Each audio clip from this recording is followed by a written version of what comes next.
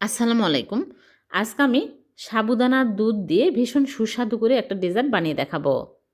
এই ডেজার্টটি যে একবার খাবে সে বারবার খেতে চাইবে, এতটাই মজার হবে। আশা করছি আপনাদের কাছেও খুবই ভালো লাগবে। তাহলে চলুন দেখে নিই। প্রথমে সাবুদানা সিদ্ধ করে নিব। এজন্য চুলায় প্যানে পরিমাণ মতো পানি দিয়ে পানি ফুটিয়ে নিয়েছি। এখন এই ফুটন্ত পানির মধ্যে সাবুদানা দিয়ে দিচ্ছি হাফ কাপ। সাবুদানা দিয়ে এখন আমি নেড়েচেড়ে সিদ্ধ করে নিব। সাবুদানা সিদ্ধ হতে বেশি সময় লাগে না, খুব তাড়াতাড়ি হয়ে যায়। দেখুন সিদ্ধ হয়ে গেছে। এখন আমি চুলা থেকে নামিয়ে নেব। চুলা থেকে নামিয়ে একটা স্ট্রেনারে ঢেলে ঠান্ডা পানি দিয়ে ভালো করে ধুয়ে নেব। এরকম করে ধুয়ে নিয়েছি। ধুয়ে নিলে ঝরঝরা হবে। এখন আমি এক সাইডে রেখে দিচ্ছি। এদিকে প্যানের মধ্যে নিয়ে নিচ্ছি লিকুইড দুধ। আগে জাল করে ঠান্ডা করে নিয়েছি। 2 কাপ দিয়ে দিচ্ছি। আর এর মধ্যে দিয়ে দিচ্ছি চিনি হাফ কাপ। আর দিয়ে দিচ্ছি গুঁড়া দুধ 1/4 কাপ আর স্বাদ মতো লবণ। আর এখানে নিয়েছি আগার আগার পাউডার। ভালো মানের আগার আগার পাউডার নেওয়ার চেষ্টা করবেন। এখন ভালো করে মিশিয়ে নিব। ভালো করে মিশিয়ে তারপরে চুলার উপরে দিতে হবে। আরও 1 চামচ আগার আগার পাউডার দিয়ে দিলাম। 3 চামচ আগার আগার পাউডার দিয়েছি।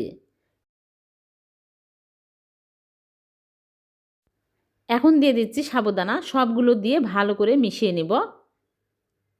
সবগুলো একসাথে ভালো করে মিক্স করার পরে আমি চুলার উপরে দিয়ে চুলা অন করে দেব। আগে কিন্তু চুলা অন করে দেওয়া যাবে না। এখন আমি অনবরত নাড়তে থাকবো। নেড়েচেড়ে ঘন করে নিতে হবে। একটু নেড়েচেড়ে নিলেই দেখা যাবে যে একদম ঘন হয়ে আসবে। আর অনবরত নাড়তে থাকতে হবে, তাছাড়া কিন্তু তলায় লেগে যাবে। খুবই মজার এই ডেজার্ট, আপনারা বাড়িতে বানিয়ে দেখবেন। খুবই সুস্বাদু হবে। সবাই অনেক পছন্দ করবে। দেখুন ঘন হয়ে আসছে। আরও 2 টেবিল চামচ চিনি দিয়ে দিলাম। চিনি যে যার স্বাদ অনুযায়ী অ্যাড করে নেবেন। চিনি দিয়ে আমি আরও কিছুক্ষণ নেড়েচেড়ে নেব। দেখুন একদম ঘন হয়ে আসছে। এইরকম ঘন হলেই সাথে সাথে চুলা থেকে নামিয়ে নিতে হবে। ঠান্ডার পরে কিন্তু জমে যাবে। সাথে সাথে একটা মোল্ডে ফয়েল পেপার বিছিয়ে ঘি ব্রাশ করে নিয়েছি।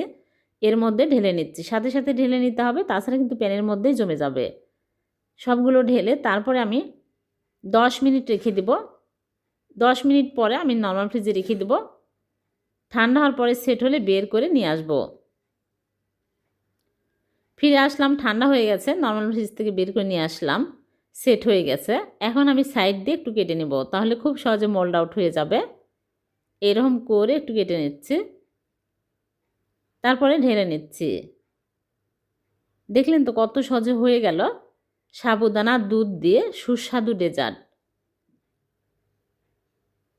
এখন আমি কেটে দেখাচ্ছি। অনেক মজার হয়, ছোট বড় সবাই অনেক পছন্দ করবে। এভাবে ডেজার্ট বানিয়ে দেখবেন, খুবই টেস্টি হবে।